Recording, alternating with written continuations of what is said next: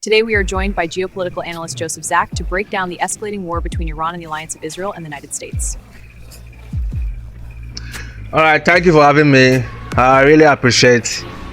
I will go in depth to the figures, and then I'm going to start from the beginning.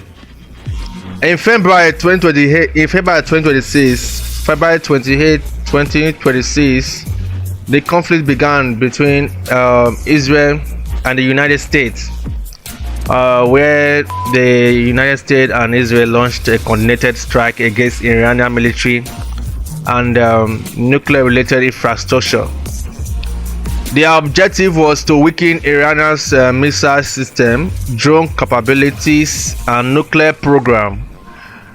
Iran responded almost immediately with ballistic missiles and drones, targeting Israeli cities and US military bases across Middle East. Within the first 2 weeks of fighting, more than 2,000 people have been reported killed across the region. Iran alone has reported over 1,200 deaths and around 12,000 injuries from the initial strikes. Israel has recorded about 19 deaths and nearly 3,000 injuries from Iranian missile attack. So the war has escalated extremely quickly from targeted strike to a full regional conflict.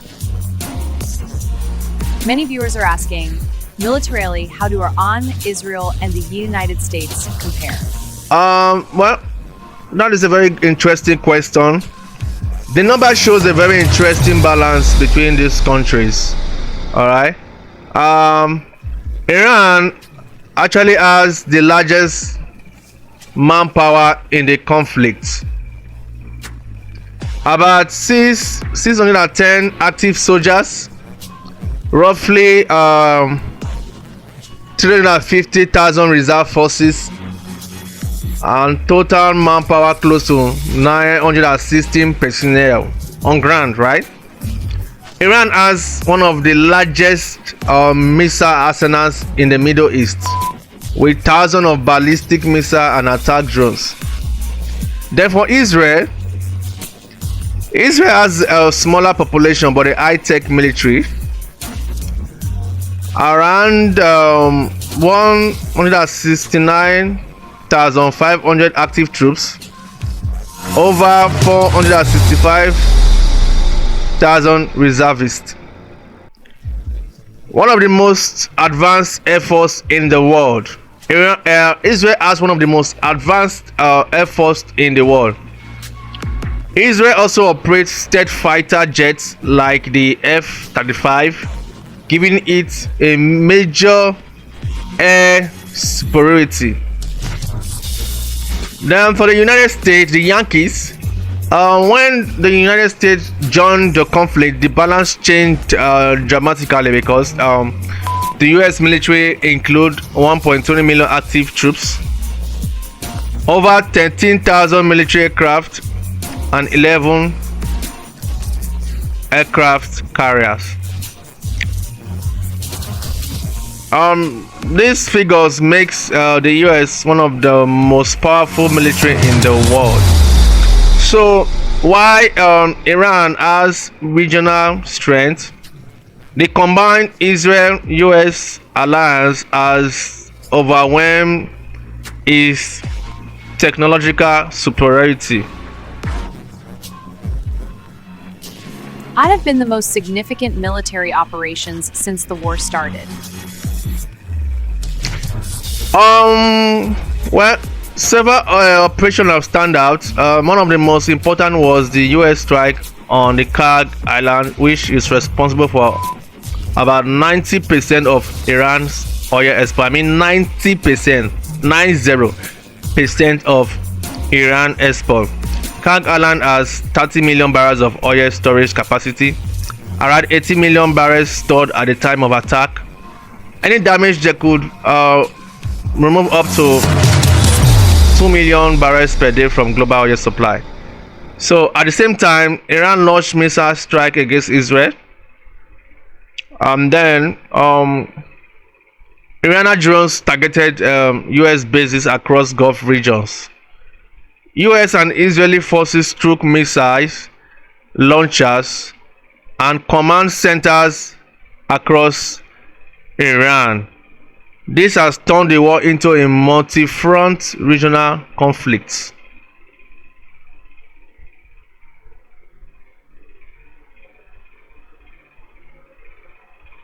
What do the casualty figures tell us about how intense this war is? Okay, that's a very interesting question. Well, the casualty figures shows a highly asymmetric conflict.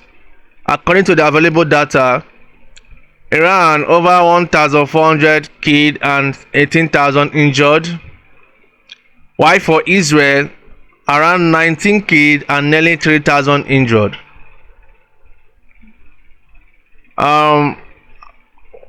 About 150 US troops have been wounded so far, although most have returned to duty, and I guess 7 of them has been killed. Alright, so many of the Iranian casualties are civilians due to the strike on Uber cities.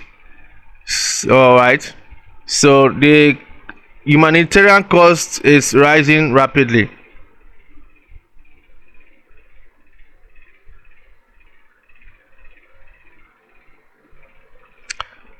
Okay, that's a very interesting Beyond the question. battlefield, what impact The is biggest this war risk having involved on is the global energy economy? supply. The Strait of Hormuz, through which about 20% of world oil passes, has been threatened with closure, and if not closed already. If Iran blocks that shipping route, oil price could spike dramatically. Global shipping could slow down. Energy dependent countries would face severe economic pressure. That is why US has deployed additional naval forces to protect the shipping lines. Okay, so that be it.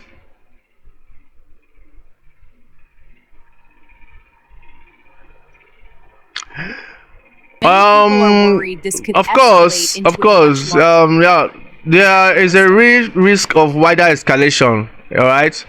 Several regional actors are already indirectly involved. Hezbollah in Lebanon, the militias in Iraq, Gulf states hosting US bases. If countries like Russia, China become involved diplomatically or militarily, the conflict could expand beyond Middle East. But so far, global powers appear to be trying to contain the war rather than expand it.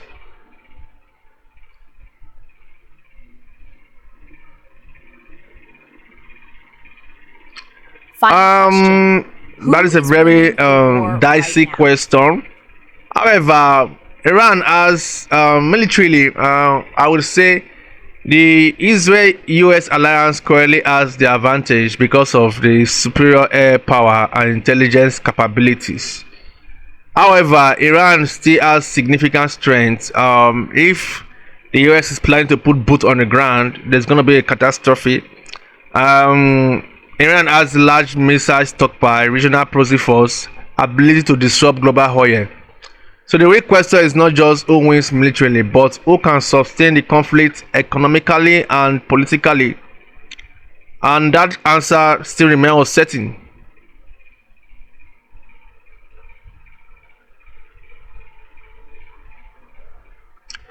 Thank you very much. Joseph Thank you Zach, for having me. thank you for breaking This down the development will numbers continue and to helping shape us global security in understand the this coming months. complex I will war. just pray that it comes to an end soon. Thank you.